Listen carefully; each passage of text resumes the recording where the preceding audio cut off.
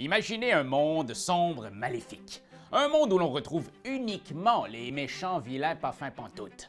Dans ce monde chaotique, il est parfois difficile de faire confiance à ses voisins. Hein? Saurez-vous départager les traîtres des loyaux? Je t'ai entendu bouger!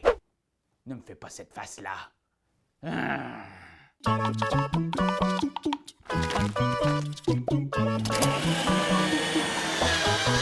Créé par les mêmes auteurs que Loup-garou de Tierce-lieu, vous allez voir que l'Assemblée des vilains partage plusieurs règles du classique jeu d'identité cachée. Si vous avez déjà joué à Loup-garou, vous allez comprendre très vite. Mais attention, le jeu vous réserve quand même quelques nouvelles règles plutôt diaboliques.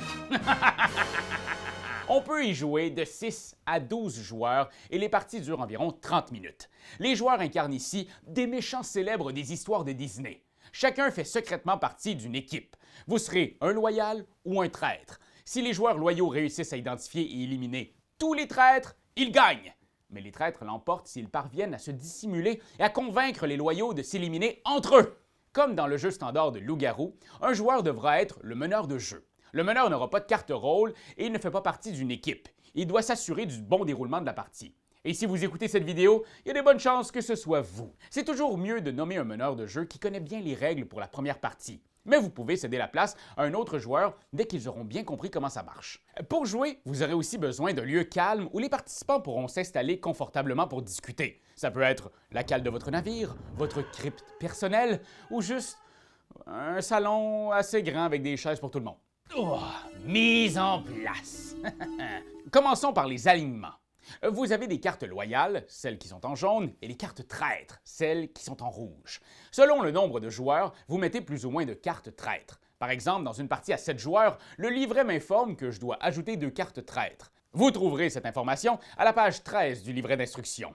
À ces 2 cartes, ajoutez une carte loyale pour chaque autre joueur. Donc, dans ma partie à 7, 5 cartes jaunes viennent s'ajouter. Petit rappel, ces chiffres concernent le nombre de joueurs. Il n'inclut jamais le meneur de jeu, car celui-ci ne reçoit pas de cartes. Mélangez l'ensemble des cartes alignement et distribuez-en une à chaque joueur.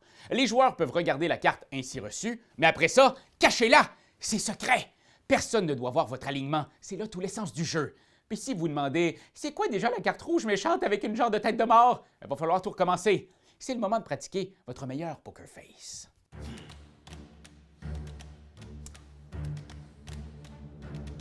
Dans l'Assemblée des vilains, vous recevrez aussi une carte personnage qui, elle, sera visible de tous.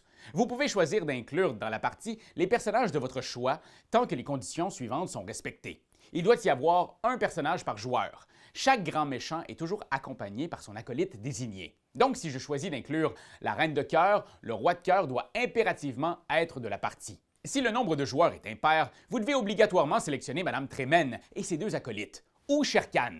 Sinon, ça n'arrivera juste pas au niveau des chiffres. On a beau être méchant, à un moment donné, il faut que ça balance, comme dit mon comptable. Toutes les cartes personnages sont mélangées et distribuées au hasard à chaque participant face visible. Certains personnages vous procurent un pouvoir qui vous aidera à avancer dans le jeu. Déroulement du jeu.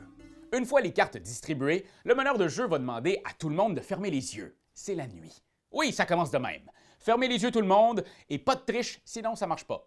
Le meneur de jeu va ensuite demander à certains personnages d'ouvrir les yeux en secret dans un ordre bien précis. C'est à ce moment que certains personnages peuvent utiliser leur pouvoir pour gagner de l'information. Toute cette séquence de nuit est dirigée par le maître de jeu qui va s'assurer que seuls les bons joueurs ouvrent les yeux au bon moment. Pas de stress, le livret détaille dans l'ordre ce que le meneur doit dire. Suivez cette séquence dans l'ordre et ignorez les passages concernant les personnages qui ne sont pas de la partie ou qui ont déjà été éliminés. Le plus important à chaque nuit, c'est le tour des traîtres. Quand le meneur de jeu arrive à cette étape, seuls les joueurs avec une carte alignement traître vont ouvrir leurs yeux. Ils vont se voir et donc reconnaître leurs alliés. Puis ils vont en silence choisir une personne qu'ils souhaitent éliminer en la pointant du doigt.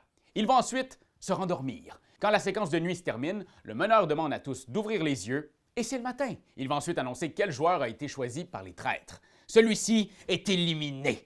Il ne peut plus rien faire. Il ne peut pas parler non plus. On retourne face visible la carte alignement du joueur éliminé et on enchaîne avec la partie la plus intense du jeu, la phase de débat. Les joueurs doivent discuter entre eux pour choisir une personne qui sera condamnée par le groupe et éliminée. Les loyaux veulent trouver un traître à sortir de la partie. Et les traîtres veulent bien évidemment détourner les soupçons et idéalement faire condamner un innocent. Tous les arguments sont bons ici. Vous pouvez dire que vous avez entendu du bruit pendant la nuit ou que votre pouvoir vous a fourni de l'information. Ou le classique « Je t'ai vu quand t'as regardé ta carte au début, t'avais l'air vraiment stressé. » Hein? Moi ça? Non! Personne n'a le droit de révéler sa carte alignement pendant cette période. Le meneur de jeu dirige le débat pour ne pas que ça prenne 8 heures et finit par demander un vote. À ce moment, tous les joueurs vont simultanément pointer quelqu'un qu'ils veulent voir disparaître. Du jeu. Disparaître du jeu, bien entendu. Et si un joueur obtient un nombre majoritaire de doigts tournés contre lui, il est éliminé. On retourne alors sa carte alignement. Oh! Gardez vos doigts accusateurs bien pointés, parce qu'il y a une autre twist dans l'Assemblée des vilains. Il est dangereux pour un laquais de se tourner contre son maître. Si un acolyte a voté contre le grand méchant qui lui est associé, et que celui-ci n'était pas un traître, eh bien l'acolyte est éliminé lui aussi. La partie se termine quand tous les traîtres ont été éliminés. La victoire est alors accordée à l'équipe loyale. Mais si les traîtres sont en nombre égal ou supérieur aux loyaux, il n'y a plus rien à faire, et c'est les traîtres qui sont nommés grands vainqueurs. On ne détaillera pas ici tous les pouvoirs des personnages, mais ils sont vraiment cool et assurent tension et rejouabilité. Une fois par partie, la reine de cœur peut désigner un joueur en hurlant « Qu'on lui coupe la tête !»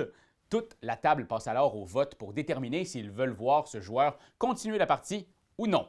Prince Jean a une couronne qui lui permet de départager les égalités lors du vote. Et Hadès peut sauver un joueur de l'élimination une seule fois. Parce qu'il dirige le royaume des morts, fait qu'il peut bien faire ce qu'il veut. Voilà, à vous de jouer maintenant, chers amis. Loyaux ou traîtres, n'oubliez jamais qu'au final, le mal l'emporte toujours.